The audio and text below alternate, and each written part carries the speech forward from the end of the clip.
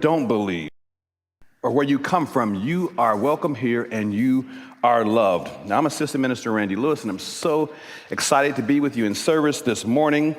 And I'm joined on the chancel today by our guest speaker, Dr. Nicole Kirk. Now, Dr. Kirk, yes, thank you. Dr. Kirk is a professor at Meadville Lombard Theology School. She attended her early years here at All Souls and is a current member of the congregation. So help me again to welcome Dr. Kirk. Yes. And welcome to our online viewers and everywhere members. We're so glad you are joined us today, watching from all over the world. We're so excited that you're here. Now, if you're a first-time guest with us today or new to All Souls, we have a gift for you. Our ushers are coming down the aisle now. If you would let them know, raise your hands. They will. This is new for us, so we're just starting to figure it out. So if you just raise your hands, we have a gift for you, a special gift for you. And also, we invite you to light refreshments after the service in the Sonnen Library. It's a chance to meet a Welcome in Souls team member and to get to know you and us better. Now, if you're online, please stay after the service for our coffee hour conversations. Now, at this time, please join me in saying our covenant that's printed in your order of services. Love is the spirit of this church, and service is its law. This is our great covenant, to dwell together in peace, to seek the truth in love, and to help one another. Our chalice is lit today by long-term member and volunteer Lisa Coates. Now, Lisa has been here for over 33 years, and she has been a team member for the Helping Souls, Reproductive Justice, keep going, let's see, Welcoming Souls, Day Alliance, these just to name a few. Lisa Coates. As we light this chalice, may it symbolize the spiritual wisdom guiding us through the ages. Let this flame illuminate our connection to nature and our commitment to deeper understanding and spiritual growth.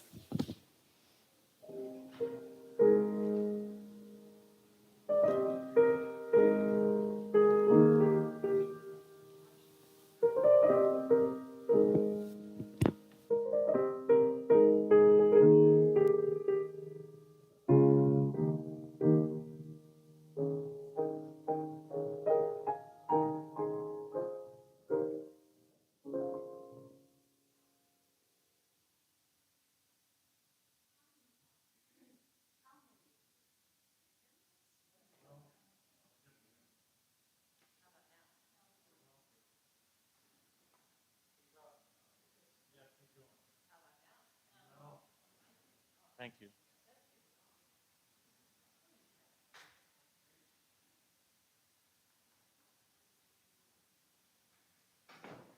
How many of you have heard the term Ubuntu?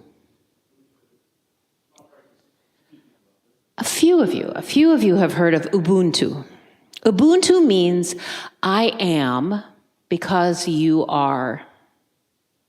It embodies the idea that a person is a person through other people. It is a concept of shared humanity, compassion, and oneness. This ancient philosophy is part of many African cultures, including that of South Africa, where the book I'm about to read you was first published. It is called I Am You, a book about Ubuntu. When I look into your eyes, I see myself. I am you. When I look into your eyes, I see your heart. I embrace you. And when I look into your eyes, I see your beauty. I love you. And because I love you, I love myself too. When I smile as our eyes meet, when I hug you as I say hello, when I share what little I have with you, And when I walk home with you after school, I love you. And I love myself too. When I listen as you tell me your stories, and when I dance as I see you dance, when I laugh as I hear you laugh, and I hold your hands as you cry, I love you. And I love myself too. We may look different, you and I, sound different, act different, eat different food, and live in different places. But our hearts beat the same. I am you. To hurt you is to hurt myself. To tease you is to tease myself. To ignore you is to ignore myself. I am you. To care for you is to care for myself. To be gentle with you is to be gentle with myself. To be kind to you is to be kind to myself. I am you, and you are me. I am, because we are one. I invite our children to come to Sunday school to practice Ubuntu.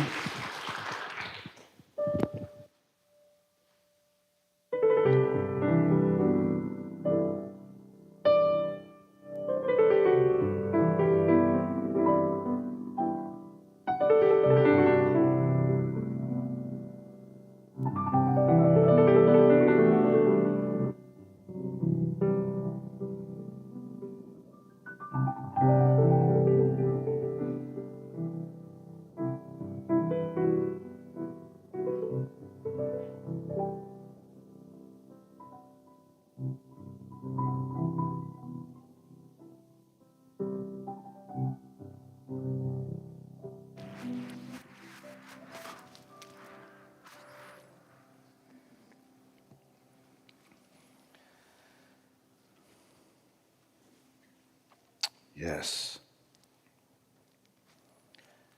In this moment, as we navigate life's transitions together, embracing both joy and sorrow, we recognize our imperfections and the evolving nature of human relationships. Today, let us honor the bonds that connect us, the shared experiences that shape us, and the enduring spirit that sustains us. Today, we hold space for the family of our beloved George Crumey, who passed away on July 18th. He was 101 years of age. Condolences to member Chad Ricketts and family on the loss of his father, Dr. Rex E. Ricketts, who died on July 7th. And condolences to member Josh Mize and family on the loss of Josh's grandfather, Glenn Howard Mize, who passed away on July 11th. He was 88. And condolences to the family of John Elder Jr., who passed away last week. And we have a number of birthdays this month, and we celebrate with all of them and you if your birthday is in the month of July. And we especially hold space for Flo Reed on her 80th birthday and our dear Imogene White on her 85th. So may we each find the strength we need in the hour that it is needed the most. As we enter into a moment of brief silence, let us continue to hold each other in our thoughts and intentions.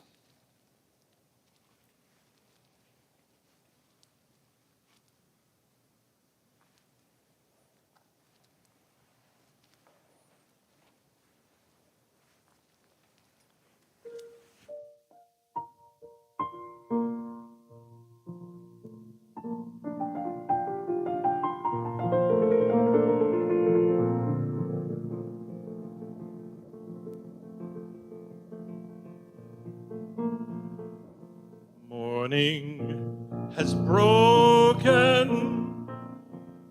like the first morning. Blackbird has spoken like the first bird.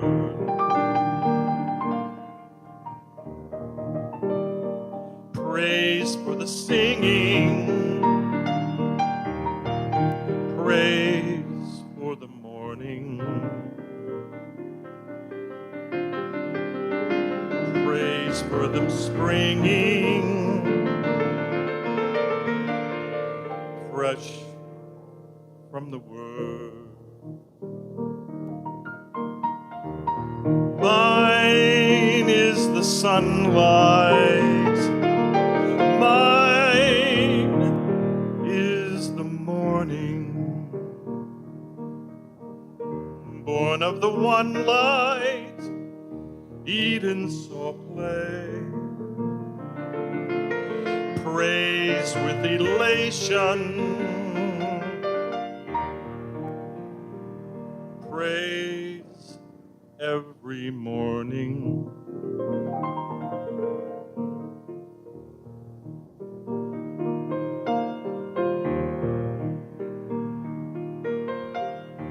Praise with elation,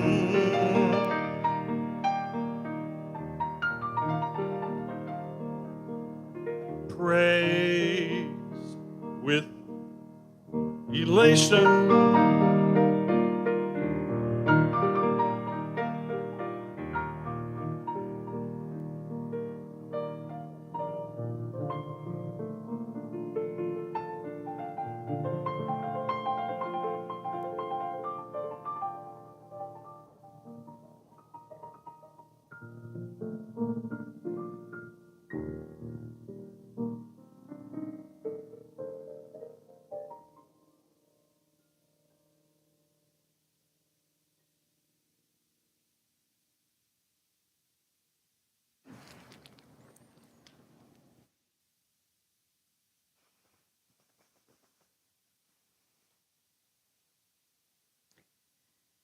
Ralph Waldo Emerson.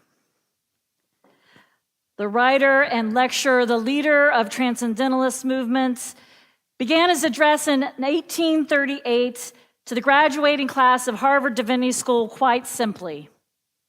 In this refulgent summer, it has been a luxury to draw the breath of life. The grass grows, the buds burst. The meadow is spotted with fire and gold in the tint of flowers. The air is full of birds, and sweet with the breath of pine, the balm of Gilead, and the new hay. Night brings no gloom to the heart with its welcome shade. Through the transparent darkness, the stars pour their almost spiritual rays. It was a hot summer in Cambridge, Massachusetts that year. Not Oklahoma hot, but hot enough. 6 students, along with their professors, friends, and family, gathered in Harvard's Divinity Chapel to hear an address given to the graduating senior class.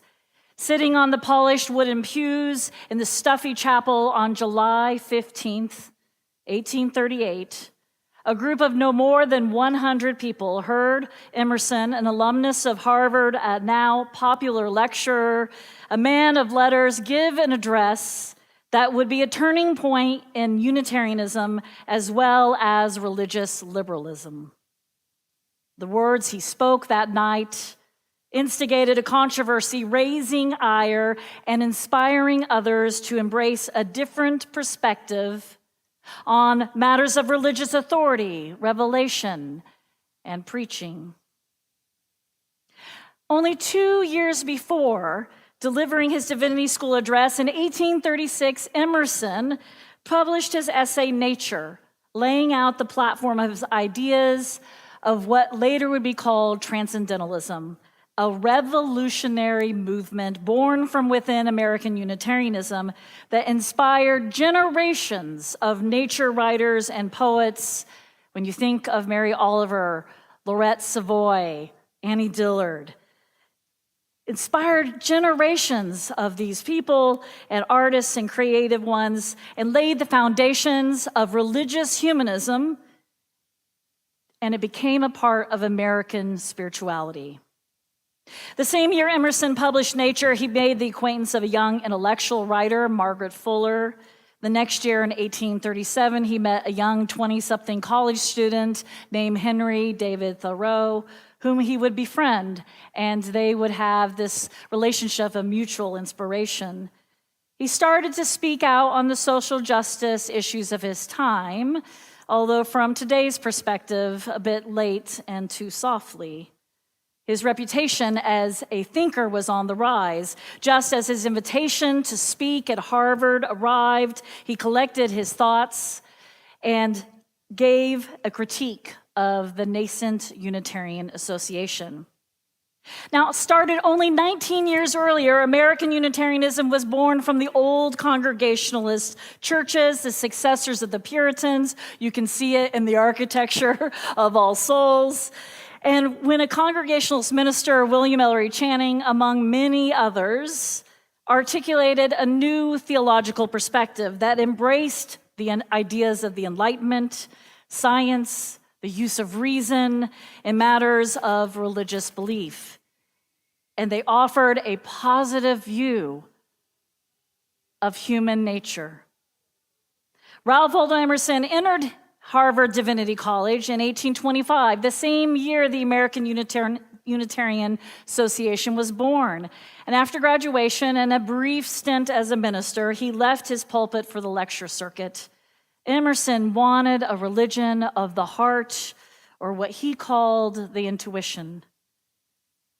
The Divinity School address is Emerson's confession of faith. He offers a critique and suggestions for improving the church, for also to the newly minted ministers, how they might be better ministers. And typically that is the focus of the discussion of Emerson's famous speech. What did he say about Jesus? What does he say about miracles? And it's critical. What does he say about preaching? What does he say about the individual? Others emphasize Emerson's departure from Unitarianism and, again, these criticisms. Many skip over his opening lines as a flowery preamble with little meaning or significance. But Emerson's opening words served more than as a preamble to his address, describing the loveliness of a summer day. It is a theological statement. It is a statement of his belief in that moment. In this refulgent summer, it has been a luxury to draw the breath of life. The grass grows, the buds burst, the meadow is spotted with fire and gold in the tint of flowers. The air is full of birds and sweet with the breath of pine and the balm of Gilead and new hay. He names the sustenance he experiences in nature. He observes the miracle of life. He is grateful. He offers that gratitude. He names hope and the possibility of renewal for all of us. Now, refulgent means glowing, shimmering, shining brightly. And with his opening words, Emerson not only describes that glorious presentation of nature in summertime, but he also points that the holy, insert whatever word works for you here, the holy is not captured in some long ago time or moments of inspiration have passed. He is saying that the holy, the miracle of life, dwells in the present and is found in the everyday. Inspiration and revelation continue. The miraculous is not confined to stories in the Bible, let alone one particular religious tradition, Oklahoma. It is in the wonders of nature and found in life itself. Now, I first heard Emerson's words early in my life here at All Souls here in Tulsa in the Sunday school. After all, Emerson Hall, where we have coffee hour between the services and after this one, is named after Ralph Waldo Emerson. And Emerson's essay on nature has long resonated with me and the members of the congregations I have served, and now the students that I teach at Meadville Lombard Theological School. And I've often had Unitarian Universalists share with me, especially in the humanist congregation I served east of Cleveland. They would come up to me after worship and say, you know, I have spent time last Sunday in the woods, or on vacation on the ocean shores, or along the prairies and the confines of my backyard. And that's where I feel very connected. Here at church too, but really also there. It's how I feel whole and grounded. It's in nature. Yet Emerson's writings on nature, as well as those of other transcendentalists and many nature writers who followed them, have led people to think that the spirituality of transcendentalism is just that, a solitary experience, something almost outside of Unitarian Universalism. The challenge with the spirituality of transcendentalism is that we assume that Emerson and the others tell us to go out to nature, to connect with the holy, that going out into nature is enough. However, we may find it in a park, in a tree, in the forest bathing, which is lovely, the flowers in our backyard. But do we need more?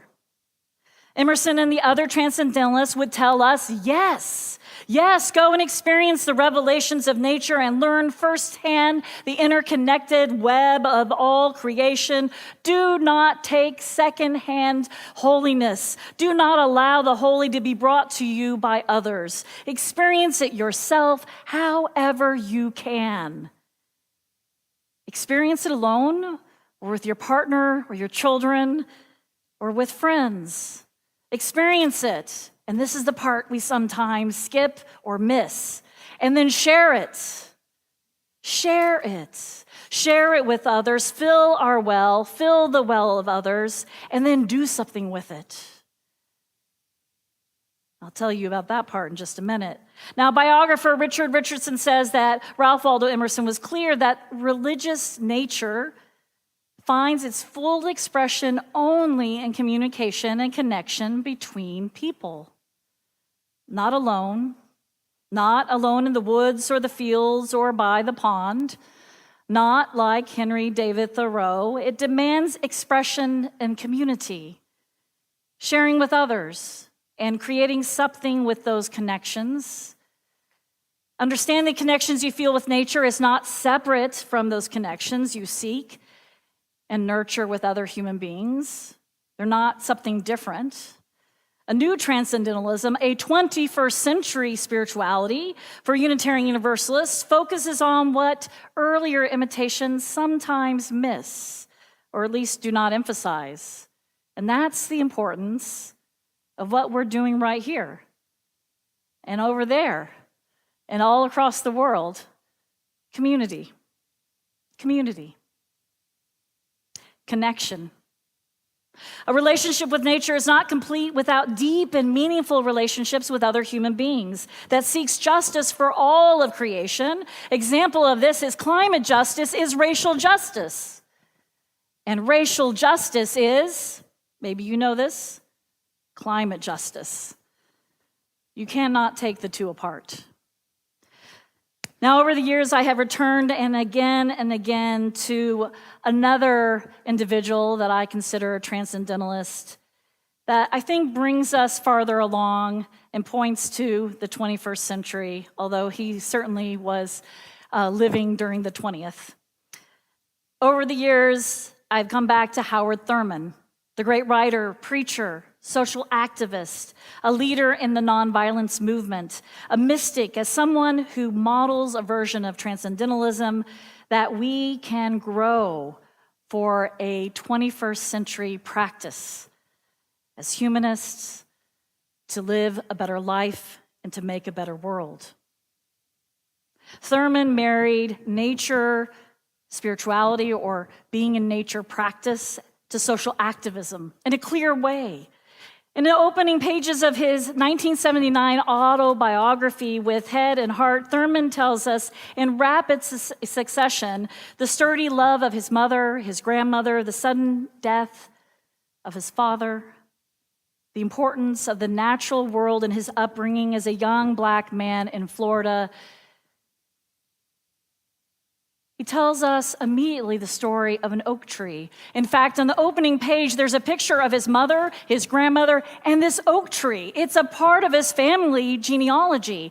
And he talks about how when he was a young boy, he would lean against this great oak tree in his backyard. And as he would lean against it, he would unfold his despairs and his sadness, and also the places of hope and new beginning. He would share it with the oak tree, feeling it firmly against his back. And in those many sessions and days and the nights, he would also learn from the tree. And he would watch how it would take the wind coming off of the Atlantic Ocean, and that it was deep in its roots. And some of the branches were rigid and they would break and fall away, and others would sway with the wind. But in all of this, in the cycle of life of this tree, it would stay firmly rooted and grounded. And he learned about this as a young boy. He had trouble with his peers. He suffered grief early in life. He carried the scars of racism. In his human loneliness, nature taught him about relationships, about resilience, about growth and potential, a concept he would later name growing edges. And oh, we all have growing edges, right? Thurman's descriptions of nature also included the tooth and claw, rattlesnakes under the huckleberry bushes. Every year, typhoid fever plagued their community because they did not have clean water. Death was no stranger to us, he wrote. It was a part of the rhythm of our days. His experience of nature was not romantic or sentimental. Thurman learned to accept nature's dangers as a part of the whole, that violence that dwelled in nature also dwelled in humanity. Thurman's mystical understanding of nature was thoroughly communal, in ways that is there in Emerson and Thoreau and Fuller and other transcendentalists, but is not as fully articulated.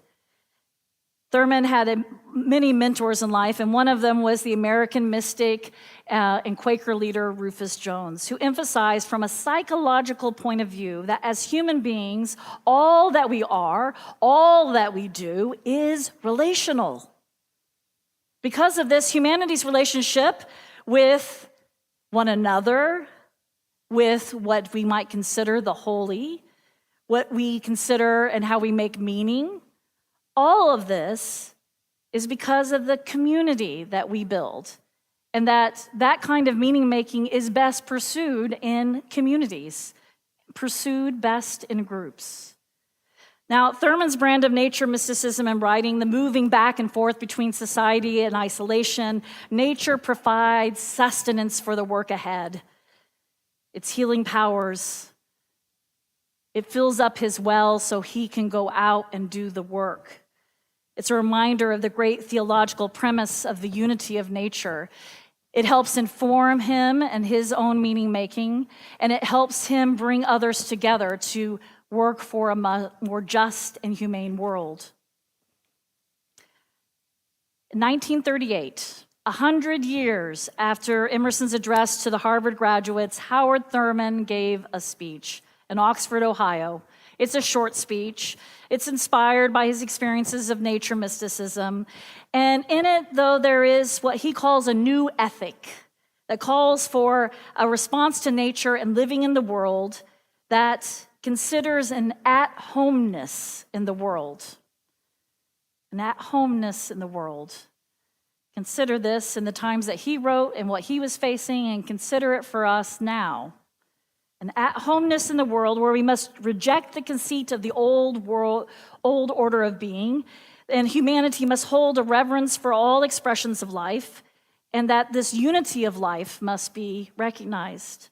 that the search of the holy led to an understanding that humanity was related to all of creation. This is a rejection of the historical Christian tradition that placed a wedge between humanity and nature, leading people to see the earth as a resource to be plundered and tamed and thus destroyed.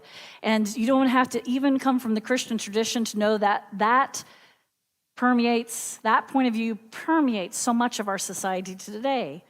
Thurman argued that humanity was a part of nature, its beauty, its brutality, understanding that relationship would cultivate a different kind of relationship and justice making.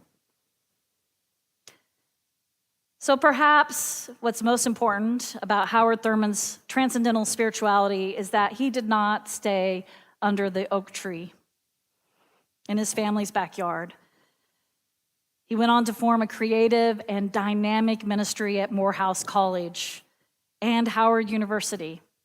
And later in the development of his church for the Fellowship of All Peoples in San Francisco, one of the first multiracial, multi-faith congregations in this country, a congregation rooted in peace, the peace movement and the arts and justice. He was a force of social justice and nonviolence.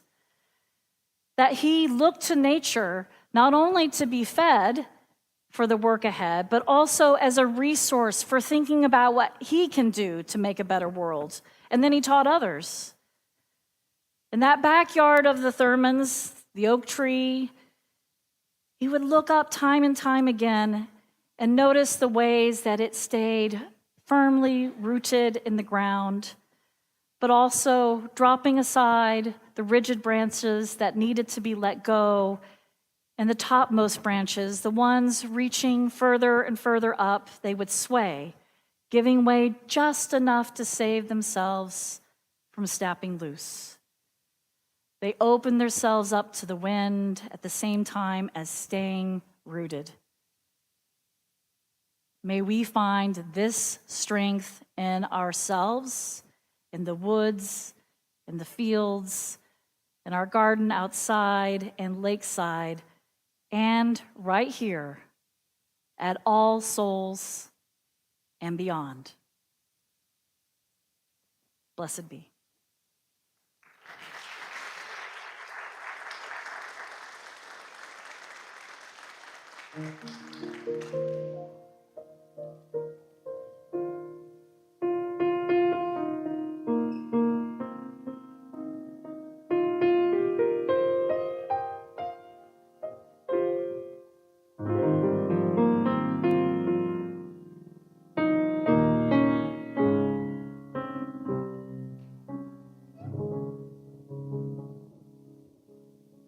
Wake now, my senses, and hear the earth call. Feel the deep power of being in all. Keep with the web of creation your vow.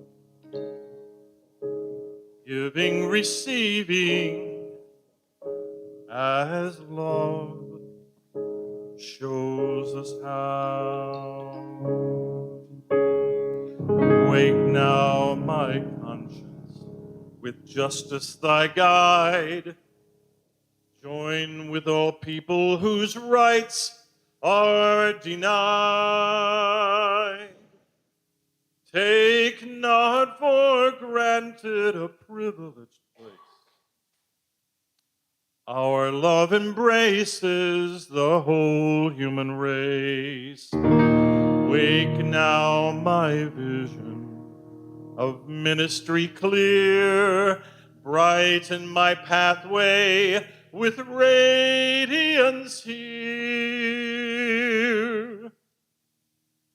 Mingle my calling with all who will share. Work toward a planet transformed by our care.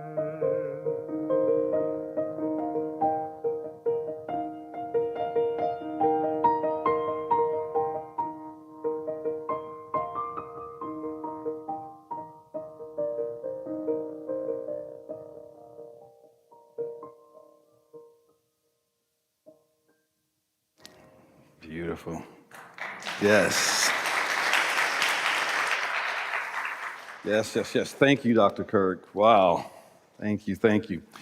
It is one of our traditions to give away our plate to an organization that's doing the good works of this world. We do this as a practice of living out our values of love and service. Today's offering goes to the Unitarian Universalist Association Humanitarian Assistance to Gaza and Israel. Now, this funding helps support the ever-growing need for food, water, sanitation, hygiene assistance to many suffering individuals and families. So when the offering plate comes around, please give generously. Now, to help the finance team ensure that your generosity reaches the right destination, we ask that you mark on your envelope or check offering. And now, if you're making a pledge to the church, you write church on the envelope or check. So thank you for your continued support and dedication. Now, if you are ready to join our church as a member of All Souls or want more information, you're invited to join us at 12:45 today in room 203. And we are really in need of some volunteers. So if you want to get involved, there's a number of ways to get involved. Right now, our building and grounds team have been hard at work beautifying our church and grounds and need help. So if you would like to help, you can show up on Fridays, or if you would like to do small projects around the church, Dennis Grody is a contact person. Just reach out to him and he'll help you get connected, or just show up on Thursdays at 10 a.m. And you can check our website for other volunteer opportunities. And before you leave today, stop by Emerson Hall for refreshments and a visit of our book table there. And plus, our action team has information on Tulsa's upcoming election for mayor. So if you want to find out information about the candidates, you can go to the action table and check them out as well. And registration for our inaugural pickleball tournament coming up on September 21st. So you're invited to register if you would like to attend and participate. We now will receive your most generous offering for Gaza and Israel. Thank you.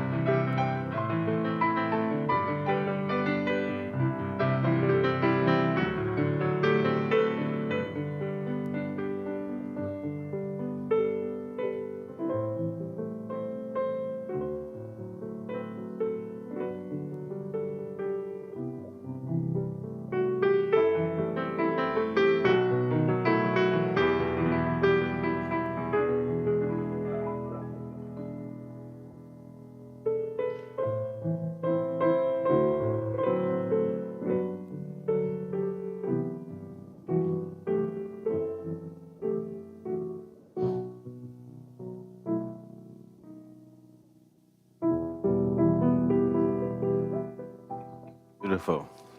Absolutely beautiful. Well, thank you. As we go, if you're the first time guest with us, we invite you to the Sun and Library. It's outside the sanctuary doors to the left. It's a chance to meet one of our Welcoming Souls team members and a chance to get to know you and tell you more information about the church. And if you're online, please stay for our after-service coffee hour conversations. And I would like to thank Danielle Theriot and her team for providing ASL services this morning. This is something that we want to expand in our church as a part of our accessibility team services. So really appreciate her team being here this morning. Now I invite Dr. Kirk to give our benediction.